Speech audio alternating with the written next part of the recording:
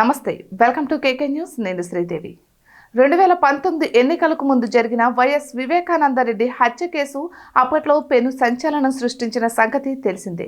అయితే వైఎస్ జగన్ కుటుంబం అడ్డ కడప జిల్లాలో ఆంధ్ర వైఎస్ స్వగ్రామమైన పులివెందులలో జగన్ సొంత బాబాయ్ వైఎస్ వివేకానందరెడ్డి దారుణ హత్యకు గురయ్యారు.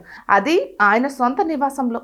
అప్పట్లో ప్రతిపక్ష నేతగా ఉన్న జగన్ కు ఈ హత్య సానుభూతిని పోగు చేసి పెట్టింది.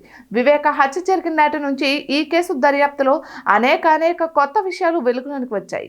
హత్య జరిగిన వెంటనే అప్పటికి ప్రతిపక్ష వైసీపీ అప్పటికి అధికారంలో ఉన్న తెలుగుదేశంపై ఆరోపణలు గుప్పించింది. ఇక అప్పటి ప్రతిపక్ష నేత జగన్ సొంత బాబాయిని పొట్టన పెట్టుకున్నారంటూ శ్లోకాలు పెట్టి ప్రజా సానుభూతిని సంపాదించుకున్నారు. చివరికి ఆ సానుభూతే ఆయనకు అధికార పీఠాన్ని దక్కేలా చేసింది.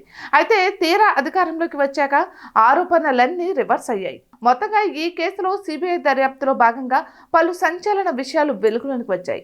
వివేక హత్య కేసులో పాత్రదారులు సూత్రధారులు ఎవరన్న విషయంలో జనబాహుల్యంలో ఒక స్పష్టత వచ్చింది.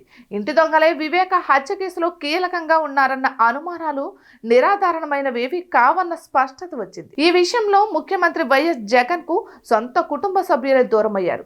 వివేక కుమార్తె సునీత కూడా తన అన్న అధికారంలో ఉండగా తన తండ్రి హత్య కేసు తేలే అవకాశాలే లేవన్న నిర్ధారణకు వచ్చారు. అందుకే అన్నకు వ్యతిరేకంగా హస్తిన వేదికగా ప్రెస్ మీట్ పెట్టి మరీ జగన్ పై ఆరోపణలు విమర్శలు గుప్పించారు. ఇవన్నీ తెలిసినవే. ఇక ఇంకో ముఖ్యమైన విషయం ఏమిటంటే ఈ కేసులో అప్రూవర్గా మారిన దస్తగిరి వాంగ్మూలం. అది ఈ హత్య విషయంలో వైఎస్ అవినాష్ రెడ్డి ప్రమేయాన్ని సందేహాతీతంగా ఎత్తి చూపింది. అటువంటి దస్తగిరి వేరే కేసులో అరెస్ట్ అయి కడప కారాగారంలో ఉన్న సమయంలో వివేక హత్య కేసులో నిందితులుగా ఉన్న వారి నుంచి బెదిరింపులు వచ్చాయి. ఇక ఆ బెదిరింపులపై దస్తగిరి ఫిర్యాదు మేరకు పోలీసులు కేసు నమోదు చేశారు. ఇక ఇప్పుడు తాజాగా కడప జైల్లో దస్తగిరిపై వేధింపుల ఘటనపై ఆంధ్రప్రదేశ్ ప్రభుత్వం విచారణకు ఆదేశించింది. ఇక విచారణాధికారిగా రాజమహేంద్రవరం సెంట్రల్ జైలు సూపరింటెండెంట్ ను నియమించింది. దీంతో మరోసారి వివేక హత్య కేసులో కదలిక వచ్చిందని భావించవచ్చు. ఇటువంటి మరెన్నో వీడియోస్ కోసం కేకే న్యూస్ తెలుగు ఛానల్ ని సబ్స్క్రైబ్ చేసుకోండి.